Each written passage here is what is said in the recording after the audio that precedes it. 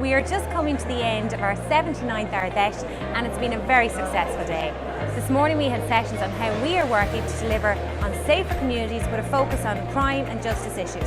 We also had discussions on Brexit and the wider implications for Ireland with insightful contributions from our partners in the SDLP. In the afternoon we spoke at length on housing prices and outlined our plans to deliver affordable housing.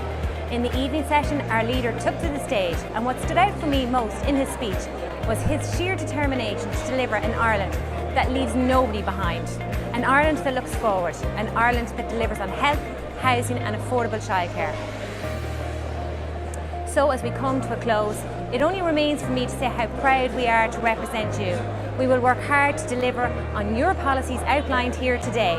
We will work hard for you, the Irish people, and we will work hard to deliver an Ireland for all.